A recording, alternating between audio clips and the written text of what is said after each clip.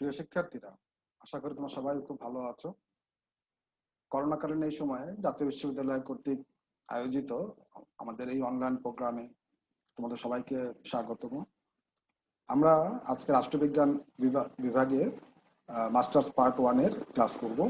আজকে হচ্ছে আমাদের চতুর্থ ক্লাস। আশা করি তোমরা শেষ পর্যন্ত আমার সঙ্গে থাকবে এবং তোমাদের যে প্রশ্নগুলো মনে আসবে আমার এই লেকচারকালীন সময় তোমরা দয়া করে আমাকে ইমেল করতে পারো। আমি ইনশাআল্লাহ তোমাদের ইমেলে তোমাদের উত্তর দেওয়ার চেষ্টা করব। আমরা শুরু করছি আমাদের ক্লাসটা পাওয়ার পয়েন্ট প্রেজেন্টেশনের মাধ্যমে।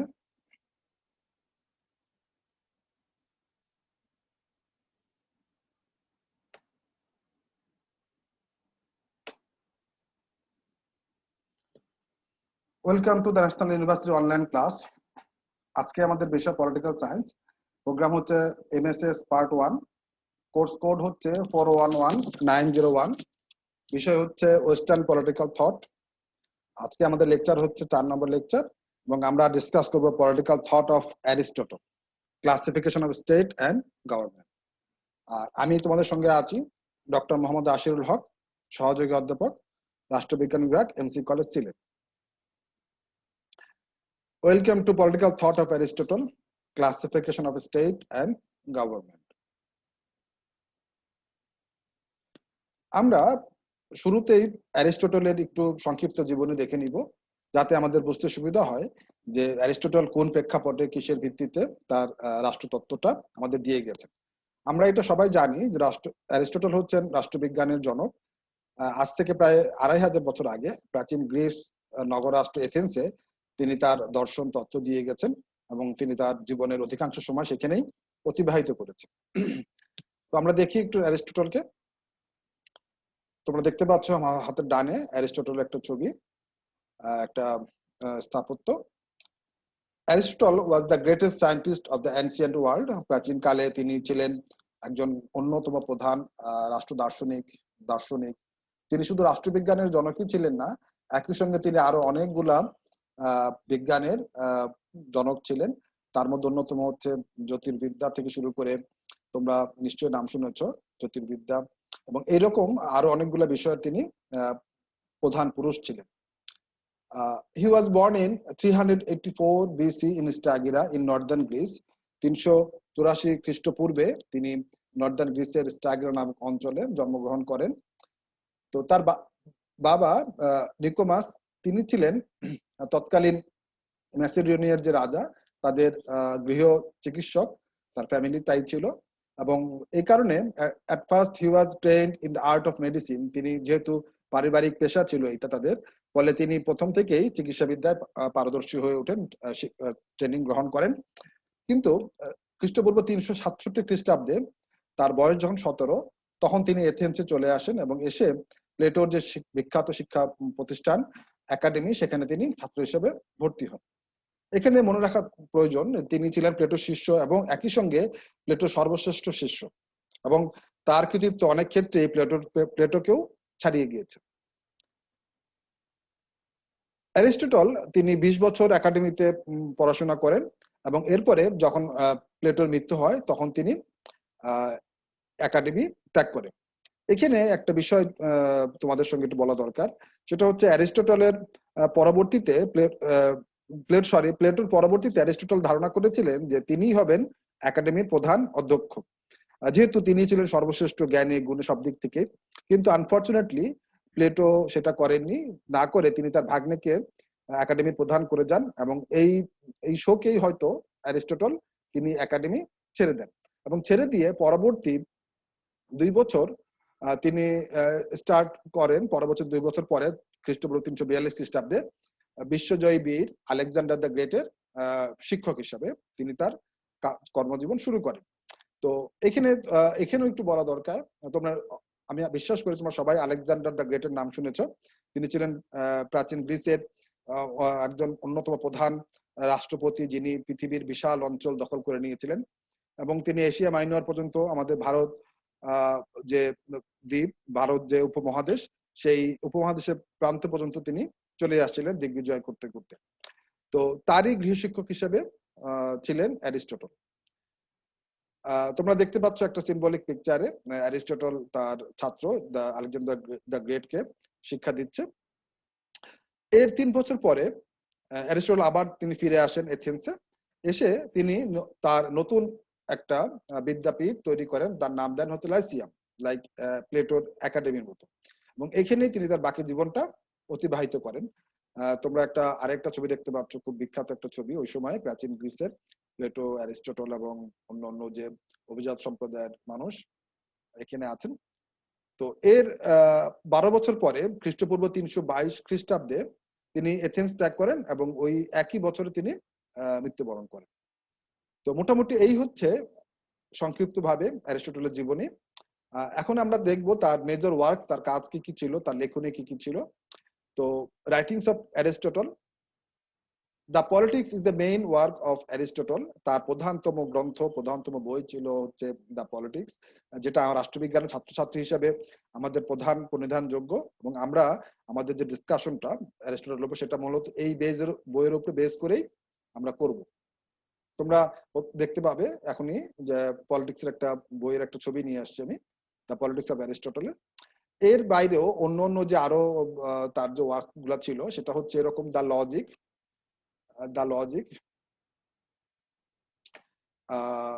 তোমরা ডানে দেখতে পাচ্ছ নিকোম্যাচিয়ান এথিক্স। দেখো তোমরা ছবিগুলো আমি একই সঙ্গে বইয়ের ছবিগুলো দিচ্ছি, মেটাফিজিক্স এবং দ্য রিথরিক। হ্যাঁ, এই হচ্ছে মোটামুটি অ্যারিস্টটলের প্রধান কাজ। এর বাইরেও তিনি আরো কিছু বই লিখেছেন, কিন্তু এগুলা কি আমরা তার প্রধান কর্ম হিসেবে গণ্য করি। এখন আমরা যাব আজকে আমাদের যে মূল বিষয়টা, সেটা হচ্ছে Aristotle's classification of state and government. প্রাচীনকালে অ্যারিস্টটল সরকারের যে শ্রেণী বিভাগ সেটা তিনি করে গিয়েছিলেন, এবং তার ভিত্তিতে তিনি নির্দেশ করে গিয়েছিলেন যে কোন রাষ্ট্রটা একটা আদর্শ রাষ্ট্র হিসাবে আমরা ধরতে পারি। এখানে আমরা বর্তমান সময়ে অনেক ধরনের রাষ্ট্র ব্যবস্থা দেখতে পারি, রাষ্ট্রপতি শাসিত, প্রধানমন্ত্রী শাসিত, রাজতন্ত্র, গণতন্ত্র ইত্যাদি ইত্যাদি।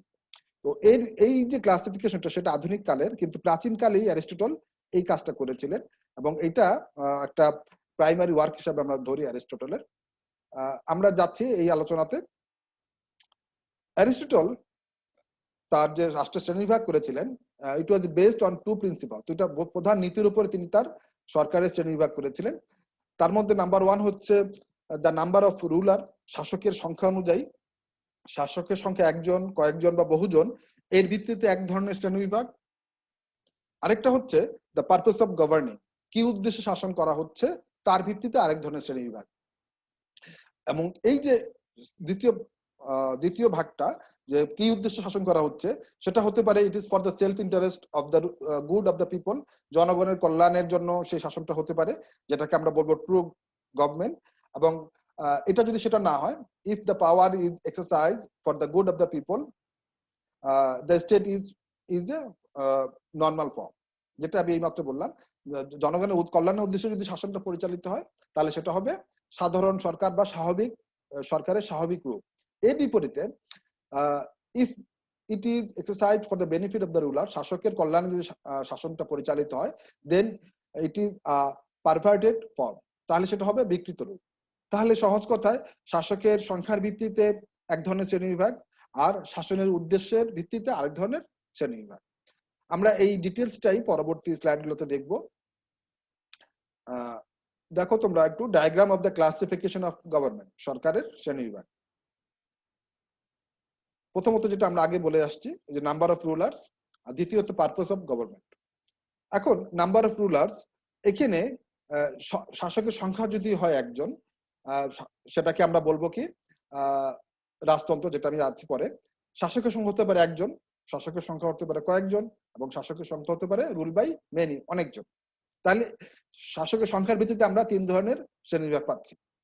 এবার শাসনের উদ্দেশ্য, এই ভিত্তিতে প্রথমত অ্যারিস্টটল সরকারকে 2 ভাগে ভাগ করেছেন। একটা হচ্ছে নরমাল, যেটা আমরা বলেছি যে শাসক যদি জনগণের কল্যাণে যদি শাসনটা পরিচালিত করেন তাহলে সেটা সাধারণ স্বাভাবিক সরকার, আর যদি সেটা তার ব্যক্তি স্বার্থে পরিচালিত করেন তাহলে সেটা হবে কি পারভার্টেড বা বিকৃত সরকার।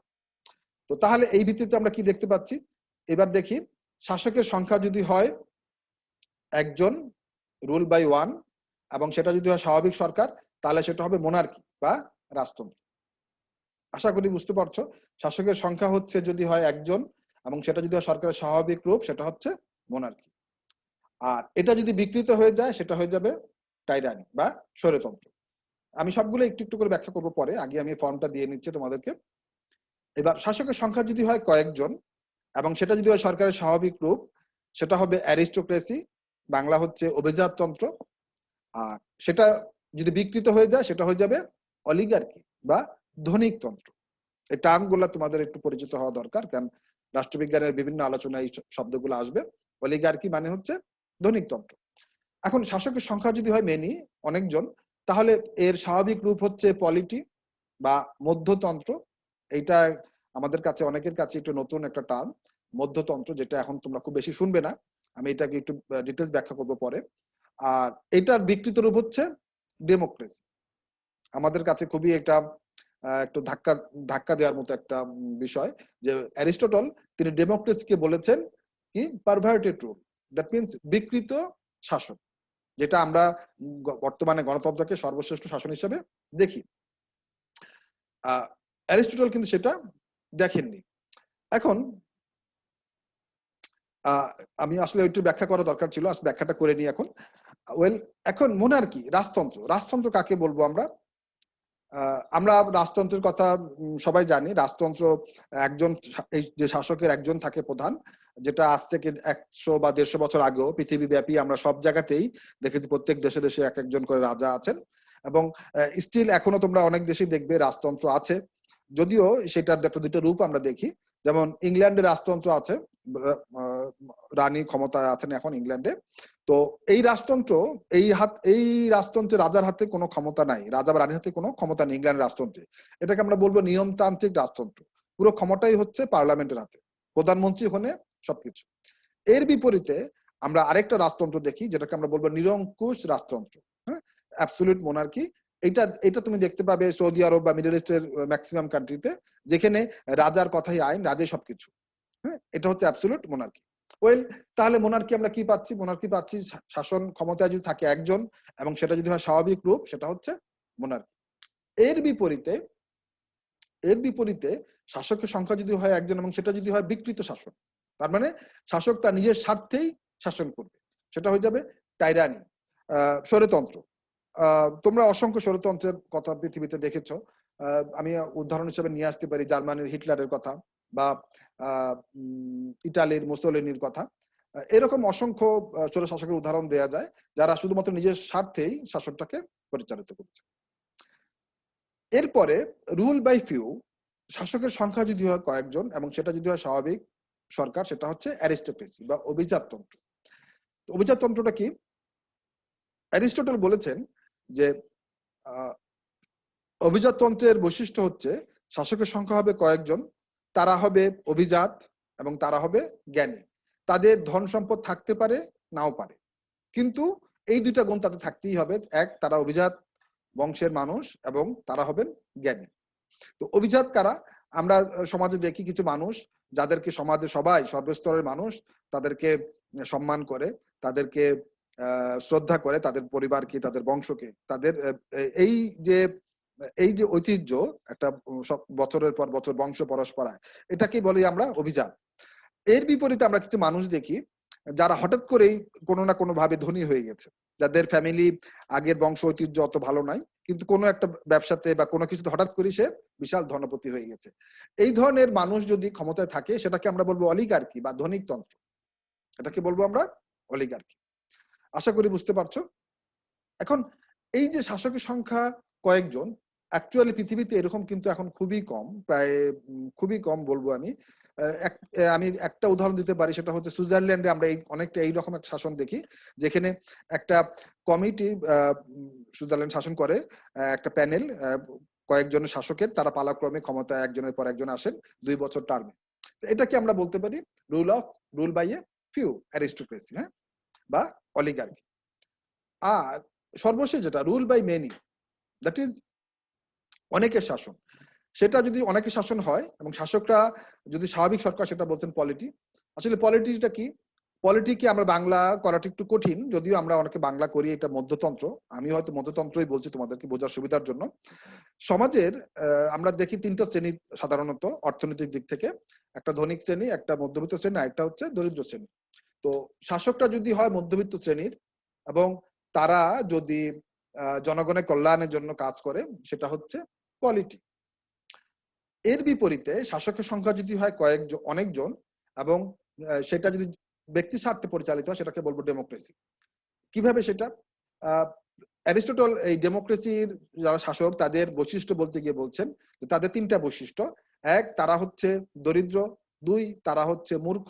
তিন, তারা হচ্ছে অজ্ঞ।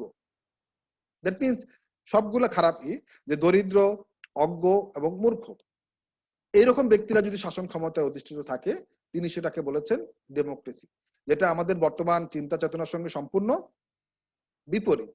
আচ্ছা, তো এই হচ্ছে তোমার সরকারের শ্রেণী বিভাগ। তো এইখানে পলিটি এবং ডেমোক্রেসি নিয়ে আমি আরো পরে একটু ডিটেলস আরো আলোচনা করব। তো এইখানে যে কথাটা বলে আমি এই অংশটুকু শেষ করব, সেটা হচ্ছে অ্যারিস্টটলের মতে রাজতন্ত্র যখন ভালো পরিবাহে চলিত হয় সেটা মোনার্কি, সেটা থাকে স্বাভাবিক লোক সরকারের। কিন্তু একটা সময় রাজতান্ত্রিক সরকারে রাজা, কোনো এক রাজা, তিনি কি করেন, জনগণের কল্যাণের জন্য কাজ না করে নিজের কল্যাণের জন্য নিয়োজিত থাকে বা ব্রতী হয়ে পড়েন। দেন এই সরকারটা, এই শাসনটা হয়ে যায় পরিবর্তিত হয়ে টাইরানি, স্বৈরতন্ত্র হয়ে যায়। ফলে তারা সবাইকে শোষণ করা শুরু করে। তেমনি ভাবে অ্যারিস্টোক্রেসিতে অভিজাত এবং জ্ঞানী ব্যক্তিরা একসময় তাদের ভিতরেও ধনলিপ্সা তৈরি হয়, একসময় তাদের ভিতরেও ধীরে ধীরে কিছু ধনী নব্য ধনী অনুপ্রবেশ ঘটে। দেন ধীরে ধীরে এই শাসনটা পরিবর্তিত হয়ে যায় অলিগার্কিতে। তখন তারা নিজেদের জন্য শাসন করা শুরু করে। এবং এই ধনিকতন্ত্রটা, তোমরা জানো, ধনী ব্যক্তিদের নীতি নৈতিকতা লেভেলটা থাকে সাধারণত অনেক নিচে। ফলে তারা বাদ বিচার না করে ধন সংগ্রহে নিয়োজিত থাকে। ফলে তারা সবাইকেই, দরিদ্র জনগোষ্ঠীকে বিশেষভাবে শোষণ করা শুরু করে, বিভিন্ন ট্যাক্স আরোপ করে ইত্যাদি। সর্বশেষ যেটা পলিটি, মধ্যবিত্ত শাসন যেটা, সেটাও অ্যারিস্টটল বলেছেন একসময় পরিবর্তিত হয়ে ডেমোক্রেসিতে পর্যবসিত হয় এবং এই শাসকরা জনগণের জন্য কল্যাণ নিয়োজিত না থেকে নিজেদের কল্যাণের জন্য তারা কাজ করা শুরু করে। তো এই হচ্ছে মোটামুটি ফর্মস অফ গভর্নমেন্ট অ্যারিস্টটলের ভাষায়। আমরা যাচ্ছি এর পরে। এখন এই যে আমরা 6টা প্রকার দেখলাম, এই 6টা প্রকারের ভিতরে which one is the best form of government, কোনটা বেস্ট শাসন? অ্যারিস্টটল কি বলছেন আমরা দেখি একটু। অ্যারিস্টটল বলছেন যে best form of government is polity. পলিটিটাই হচ্ছে তার ভাষায় বেস্ট ফর্ম অফ গভর্নমেন্ট। যদিও তিনি বলেছেন যে থিওরিটিক্যালি বেস্ট ফর্ম হচ্ছে মোনার্কি বা রাজতন্ত্র। যদিও যদিও এটাও তিনি বলে গেছেন যে অ্যাকচুয়ালি একজন আদর্শিক রাজা, ফিলোসোফার কিং যদি না পাওয়া যায়, যেটা প্লেটো বলেছেন যে দার্শনিক রাজা, তাহলে আদর্শ রাজতন্ত্র তৈরি করা খুব কঠিন। একদম নির্লোভ জনদরদি রাজার সংখ্যা পৃথিবীতে খুব বেশি নাই। তো এই কারণে তার দৃষ্টিকোণ থেকে ওটা ছিল আদর্শিকভাবে রাজতন্ত্র হচ্ছে বেস্ট, কিন্তু বাস্তবে প্র্যাকটিসের দিক থেকে সবচেয়ে বেস্ট হচ্ছে পলিটি, তার মতে। তো এটা নিয়ে আমি এখন আরো ডিটেলস চাচ্ছি, তার আগে একটু বলে নিই যে তার মতে worst form of government is democracy. সর্বনিকৃষ্ট শাসন হচ্ছে ডেমোক্রেসি। সেটা কেন? প্লেটোর মতে পলিটি যখন মধ্যবিত্ত শ্রেণীর ক্ষমতায় থাকে, তখন তারা একটা ব্যালেন্স করে, কার সঙ্গে? ধনী শ্রেণীর সঙ্গে দরিদ্র শ্রেণীর। কিভাবে ব্যালেন্স করে? যেহেতু তারা মধ্যবিত্ত, সেহেতু তারা ধনীদেরকেও শোষণ করে না, দরিদ্রকেও শোষণ করে না, দুইটার মধ্যে একটা ব্যালেন্স রাখে। আর অন্যদিকে ডেমোক্রেসি, যেহেতু সেটা শাসনটা হচ্ছে দরিদ্র, মূর্খ এবং অজ্ঞদের, ফলে তারা ক্ষমতায় গিয়ে কি করে? তারা চেষ্টা করে ধনীদেরকে শোষণ করে আরো ধনী হওয়ার জন্য, তাদের উপরে বিপুল পরিমাণ ট্যাক্স আরোপ করে যত দ্রুত সম্ভব ধনী হওয়ার জন্য তারা তাদের সমস্ত কর্মকাণ্ড পরিচালিত করে। ফলে যেটা আমরা দেখি সেটা হচ্ছে যে এই শাসনটা তার মতে সবচেয়ে নিকৃষ্ট এই কারণে, যেহেতু তারা মূর্খ, একই সঙ্গে তারা অজ্ঞ, তারা জানেও না যে কিভাবে শাসন করলে বেস্ট শাসন হবে। ফলে তারা নিজের অজান্তেই জনগণের কল্যাণের পরিবর্তে জনগণের অকল্যাণ করা শুরু করে। আচ্ছা, এখানে পলিটি নিয়ে আরেকটু আমি বলবো। অ্যাকচুয়ালি পলিটিটা কিরকম? আমরা দেখি যে কোনো সমাজের ভারসাম্যটা ধরে রাখে মধ্যবিত্ত শ্রেণী। সেটা এইভাবে তুমি দেখবে খেয়াল করে একটু, যারা দরিদ্র এবং যারা ধনী, এই দুইটা শ্রেণীর মধ্যে একটা দারুণ মিল আছে। সেটা হচ্ছে তারা আমাদের আমাদের না, পৃথিবীর সব জায়গাতেই এরকমই, যে তারা সমাজ নিয়ে, সোসাইটি নিয়ে, মূল্যবোধ নিয়ে, নৈতিকতা নিয়ে, কোনো কিছু নিয়ে খুব বেশি মাথা ঘামায় না। কারণ দরিদ্ররা সব সারাদিনে তার চিন্তা থাকে কিভাবে বেঁচে থাকতে হবে, কিভাবে এরপরের দিনের ইনকাম হবে, আজকের খাবার জুটবে কিনা। ফলে সমাজ নিয়ে তারা খুব বেশি মাথা ঘামায় না। আজকে নতুন কি সিনেমা আসলো, আজকে নতুন কোন বইটা বের হলো, নতুন কোন থিওরিটা দিল, বা সমাজের মূল যে চলমান যে ঘটনাগুলা, যেটা জনমনকে তোমার ব্যাপৃত করে, সেটা নিয়ে কিন্তু তারা খুব বেশি মাথা ঘামায় না, মাথা ঘামানো তার দরকারও মনে করে না। তুমি দেখো বর্তমান বাংলাদেশে যে প্রধান যে কয়েকটা ইস্যু নিয়ে পত্রিকা, মিডিয়া এখন তোমার আলোচনা নিয়োজিত আছে, এটা কিন্তু প্রধানত মধ্যবিত্ত শ্রেণীকেই আলোড়িত করছে। এর বিপরীতে ধনী শ্রেণী যারা, তারা যেহেতু প্রচুর ধন সম্পদের মালিক, তারা তারা তাদের ব্যবসা নিয়েই সবসময় মাথা ঘামায়। তারা মাথা ঘামায় তাদের নিজস্ব ভোগ বিলাস, আনন্দ ইত্যাদি নিয়ে। এবং এই কারণে সোসাইটি কোথায় আছে, সমাজ কোথায় আছে, বই বা সাহিত্য বা শিল্পকলা, এগুলো নিয়ে তারা কিন্তু খুব বেশি মাথা ঘামানো তাদের সুযোগও নাই, তারা চায়ও না। এবং ইন প্র্যাকটিস আমরা তাই দেখি। ফলে এই দুটা শ্রেণী সমাজ নিয়ে অত বেশি মাথা ঘামায় না। তো সামাজিক যে মূল্যবোধ গুলা আছে, যে যার ভিত্তিতে একটা সমাজ টিকে থাকে, হ্যাঁ, সেই মূল্যবোধটা ধরে রাখে কিন্তু মধ্যবিত্ত শ্রেণী। তো কাজে মধ্যবিত্ত শ্রেণীর আকার যত বড় হবে, সেই সোসাইটিটা তত বেশি স্টেবল হবে, স্থিতিশীল হবে। এবার আমি একটু উদাহরণে যাব। তোমরা দেখো, আমরা যেটাকে ফার্স্ট ওয়ার্ল্ড বলি, ইউরোপ আমেরিকার যে কান্ট্রি গুলা, যারা উন্নত বিশ্বের অংশীদার, সেইখানে দরিদ্রের সংখ্যা খুব কম, ধনীদের সংখ্যাও কম। আর মেজর অংশটা হচ্ছে নিয়ারলি 70% পপুলেশন, তারা হচ্ছে মধ্যবিত্ত। ফলে ওই সোসাইটি গুলা থেকে যারা ক্ষমতায় যায়, যে মানে যে সরকারগুলা ক্ষমতায় আমরা দেখি, তারা মেজর অংশই কিন্তু তোমরা আসছে হচ্ছে মধ্যবিত্ত শ্রেণী থেকে, যেহেতু সংখ্যাগরিষ্ঠ মধ্যবিত্ত, ফলে শাসকরাও হচ্ছে মধ্যবিত্ত শ্রেণীর অংশ।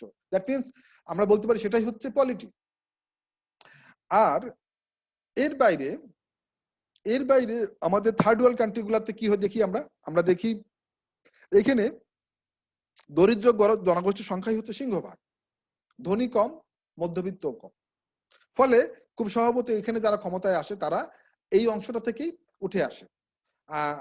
এর ফলে যেটা হয়, যেহেতু তারা দরিদ্র, অজ্ঞ এবং মূর্খ অ্যারিস্টটলের ভাষায়, ফলে তারা সুষ্ঠুভাবে শাসন করতে পারে না, দূরদর্শীভাবে শাসনতান্ত্রিক নীতিগুলো তারা প্রণয়ন করতে পারে। এখানে আমি তোমাদের আরেকটা উদাহরণে নিয়ে যাব। তোমরা একটু দেখো, বর্তমান আমেরিকার প্রেসিডেন্ট হচ্ছে ডোনাল্ড ট্রাম্প, তোমরা সবাই জানো। এবং তার বিভিন্ন বিতর্কিত নীতির ফলে পুরো বিশ্ব ব্যবস্থা অস্থিতিশীল হয়ে উঠেছে। এবং তিনি কিন্তু মধ্যবিত্ত শ্রেণীর মানুষ না, তোমরা জানো তিনি অসম্ভব ধনী একজন মানুষ, বিলিয়নিয়ার। এবং তিনি ওইখান থেকেই ক্ষমতায় আসছেন। ফলে তুমি একটু দেখো তার কথাগুলা, তার অ্যাক্টিভিটি গুলা, এর পূর্ববর্তী যারা আমেরিকার প্রেসিডেন্ট ছিলেন, তারা সিংহভাগই ছিলেন মধ্যবিত্ত শ্রেণীর।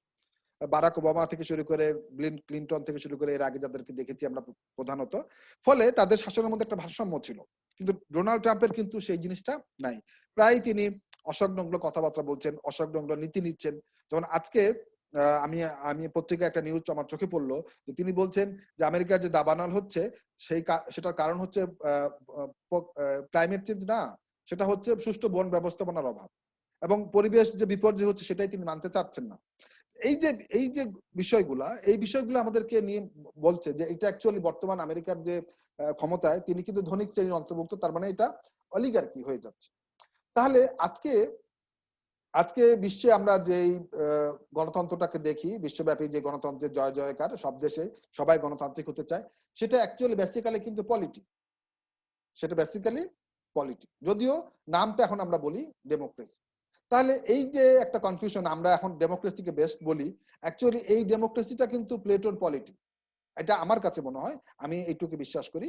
আর এর বিপরীতে ডেমোক্রেসি হচ্ছে বিভিন্ন দেশে, দরিদ্র দেশগুলোতে যে শাসনটা পরিচালিত আছে, তোমরা দেখো সেই শাসনে যারা ক্ষমতায় থাকে, তারা মূলত শাসনের অভিজ্ঞতা তাদের কম থাকে, এবং তারা যে সোসাইটি থেকে উঠে আসেন, যেহেতু মেজরিটি পিপল হচ্ছে দরিদ্র, ফলে তারা ওই শ্রেণীর প্রতিনিধিত্ব করেন।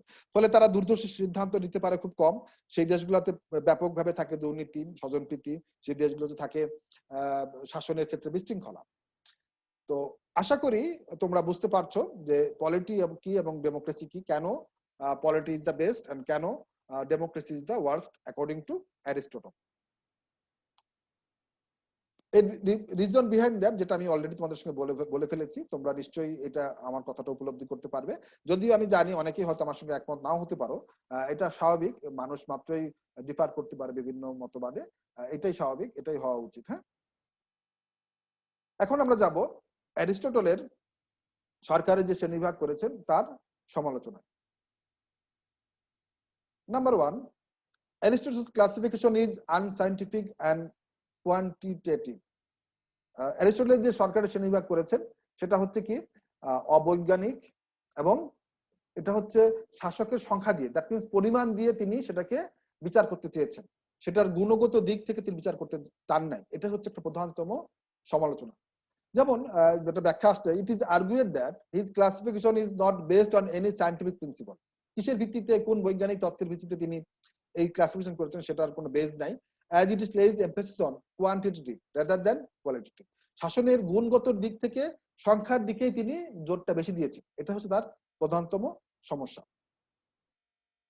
দ্বিতীয়ত, Aristotle does not distinguish between state and government.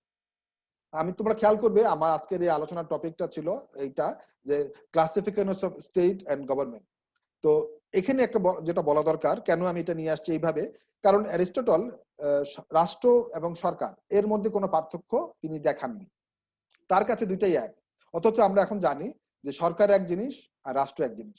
রাষ্ট্র হচ্ছে এক সার্বভৌম ক্ষমতার মালিক, আর সরকার হচ্ছে সেই সার্বভৌম ক্ষমতাটা অ্যাপ্লাই করে এবং তারা প্রতিনিয়তই পাল্টায়। একটা সরকার চলে গিয়ে আরেকটা সরকার আসে, কিন্তু রাষ্ট্র কিন্তু পাল্টায় না, রাষ্ট্রের সার্বভৌম ক্ষমতাও পাল্টায় না।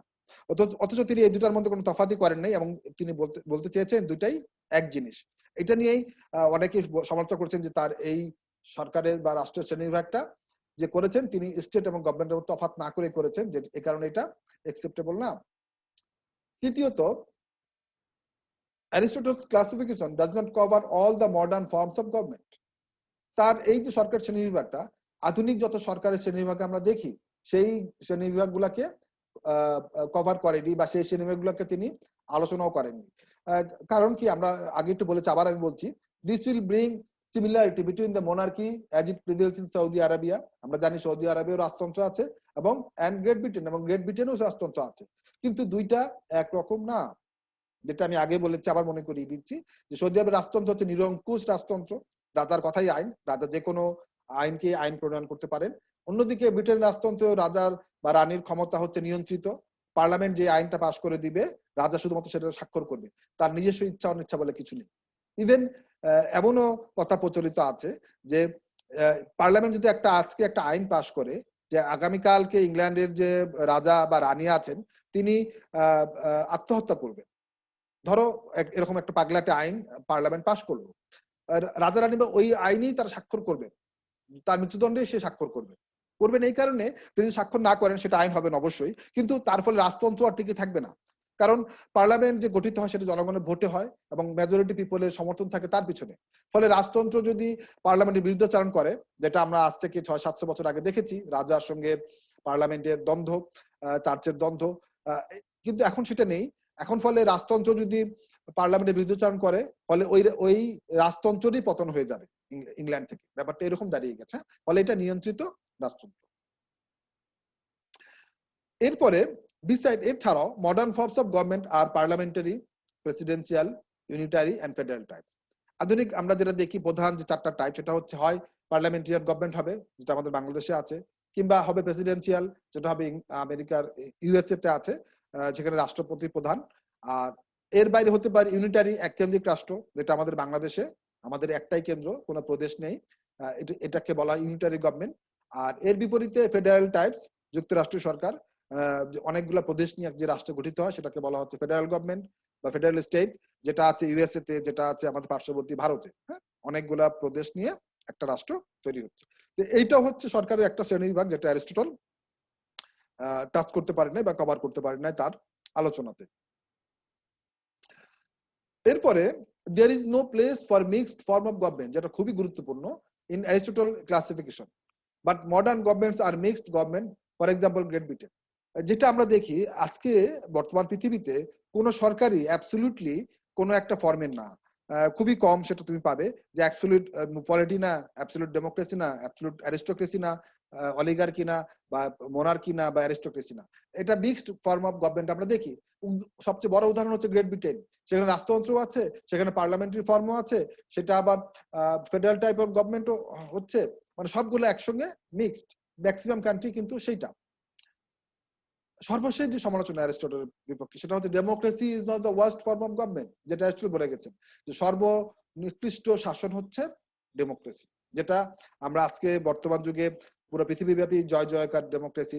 ইভেন সমাজতান্ত্রিক রাষ্ট্রগুলা যেমন উত্তর কোরিয়া বা অ্যাকচুয়াল আগের সোভিয়েত ইউনিয়ন, তারা সবাই দাবি করতো যে আমরাও ডেমোক্রেটিক। হ্যাঁ, ডেমোক্রেসি এমন একটা মোহনীয় তকমা যে সবাই চায় সেটা তার নিজের সরকারের সঙ্গে লাগিয়ে দিতে। ইভেন যারা স্বৈরাচারী শাসক হিটলার, মুসোলিনি বা এরকম সাদ্দাম হোসেন যাদেরকে আমরা দেখেছি, সবাই বলছেন যে আমরা হচ্ছে গণতান্ত্রিক। আর এরশোল সেটাকেই বলেছেন ওয়ার্স্ট ফর্ম অফ গভর্নমেন্ট। আমি তোমাদের সবাইকে এখন ধন্যবাদ দিয়ে আমার এই আলোচনাটা শেষ করব। তার আগে আমি কিছু কথা বলবো তোমাদেরকে উপসংহার হিসাবে তোমাদের বোঝার সুবিধার জন্য। তার আগে আমি পাওয়ার পয়েন্ট স্লাইডটা স্টপ করে নিই। এতক্ষণ আমরা যে আলোচনাটা করলাম অ্যারিস্টটলের সরকারের শ্রেণী বিভাগ, মনে রাখতে হবে অ্যারিস্টটল এই শ্রেণী বিভাগটা করেছিলেন আজ থেকে 2500 বছর আগে প্রাচীন গ্রিক নগররাষ্ট্র এথেন্সে। তো ওই সময়ের প্রেক্ষিতে তিনি তৎকালীন বিশ্ব ব্যবস্থার যে শাসনগুলো দেখিয়েছিলেন তার ভিত্তিতে তিনি তার সরকার শ্রেণী বিভাগ করেছিলেন। এবং মনে রাখতে হবে কোনো রাষ্ট্রবিজ্ঞানী, কোনো দার্শনিকই কেউই তার সমসাময়িক পরিস্থিতি বা সমসাময়িক প্রেক্ষাপটের বাইরে না। তারা সমসাময়িক যে সামাজিক, রাজনৈতিক, অর্থনৈতিক এবং ঐতিহাসিক যে ঘটনাগুলা সেটা তাদেরকে বিপুলভাবে প্রভাবিত করে। এবং তৎকালীন সমসাময়িক যে সরকারগুলো থাকে সেটাও রাষ্ট্রবিজ্ঞানীদের আলোচনার ক্ষেত্রে একটা বড় প্রভাব সৃষ্টি করে, যেটা আমরা দেখেছি আধুনিক যুগের ম্যাকিয়াভেলি থেকে হবস, লক, রুশ সবার আলোচনাতে। তো অ্যারিস্টটল তার বাইরে ছিলেন না। তিনি ওই সময় যে সরকারগুলো দেখিয়েছিলেন তার ভিত্তিতে তিনি তার সরকারের রূপরেখা আমাদেরকে দিয়ে গিয়েছেন। আর একই সঙ্গে এটাও বলতে হবে যে অ্যারিস্টটল যে খুব ভুল করেছিলেন তাও কিন্তু আমরা বলবো না।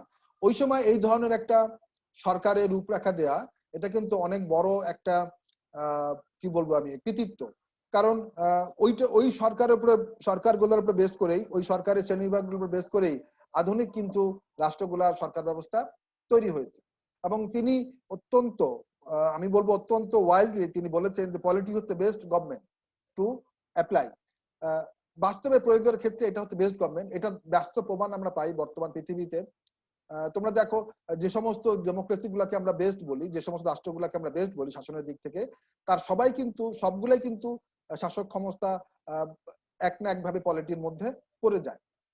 তুমি দেখো যে রাষ্ট্রগুলাকে আমরা বেস্ট বলি, আমরা স্ক্যান্ডিনেভিয়ান কান্ট্রি গুলা থেকে শুরু করি, Sweden, Norway, Finland, European country গুলা, জার্মানি, ফ্রান্স, ইংল্যান্ড বা এগুলা, ইভেন ইউএসএ, এই সবগুলা কান্ট্রিকেই আমরা বলতে পারি যে এখানে ডেমোক্রেসিটা বেস্ট এবং যেটাকে আমরা ফলো করে আসতেছি।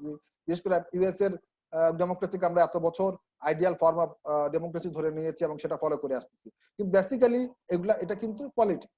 কাজেই প্লেটো যে ডেমোক্রেসিকে খারাপ বলেছেন সেটা বলেছেন এই যুক্তিতে যে ডেমোক্রেসি হচ্ছে অ্যাকচুয়ালি দরিদ্র, মূর্খ এবং অজ্ঞদের শাসন। তো দরিদ্র যদি ক্ষমতা যায় তারা ডেফিনিট ধনীদের শোষণ করা শুরু করে, আর তারা যদি হয় অজ্ঞ, তারা ডেফিনিট রাষ্ট্র ব্যবস্থা, রাষ্ট্রের কল্যাণ তারা ভালোভাবে উপলব্ধি করতে পারবে না। একই সঙ্গে তারা যদি হয় মূর্খ তাহলে দূরদৃষ্টি সম্পন্ন হতে পারবে না। রাষ্ট্রের প্রয়োজনে বিভিন্ন শাসন যখন নীতিমালা প্রণয়ন করতে হবে তখন তারা সেটা ওয়াইজলি করতে পারবে। এই সমস্ত কারণে অ্যারিস্টটল ডেমোক্রেসিকে একটা বিকৃত শাসন বলেছে। তো এইটা যদি আমরা মাথায় রাখি তাহলে আমরা বলতে বাধ্য হব যে অ্যারিস্টটলের ক্লাসিফিকেশনটা আসলেই আমাদের রাষ্ট্রবিজ্ঞানের ইতিহাসের ক্ষেত্রে, আলোচনার ক্ষেত্রে অত্যন্ত গুরুত্বপূর্ণ একটা প্রেক্ষাপট, একটা গুরুত্বপূর্ণ একটা বিষয় যেটা আমাদের সবারই আলোচনা করা উচিত। এবং ওইটা করলেই আমরা আধুনিক যে গণতন্ত্র প্রচলিত আছে, আধুনিক যে রাষ্ট্র ব্যবস্থা বা সরকারি শ্রেণীবিভাগ প্রচলিত আছে, আমরা সেটাকেও সম্যকভাবে উপলব্ধি করতে সক্ষম হব। তো এখানেই আমরা আলোচনা শেষ করবো আজকে। আশা করি তোমরা কিছুটা হলেও তোমাদের ক্লিয়ার হয়েছে আমার আজকের আলোচনাটা। যারপরও যদি কোনো সমস্যা থেকে থাকে বা কোনো ইস্যু নিয়ে বা কোনো টপিক নিয়ে বা কোনো বিষয় নিয়ে আমার যদি ভুল ভ্রান্তি হয়ে থাকে বক্তব্যে, তোমরা দয়া করে আমাকে ইমেল করতে পারো, ইনশাআল্লাহ আমি চেষ্টা করবো তোমাদের ইমেলের উত্তর দিতে এবং সেটাকে সংশোধন করে নেওয়ার জন্য। তো সবাই ভালো থাকবে, ইনশাআল্লাহ দেখা হবে পরবর্তী ক্লাসে। সেই পর্যন্ত সবাই ভালো থাকো, তোমাদের সবাইকে বিদায় নিচ্ছি, আল্লাহ হাফেজ।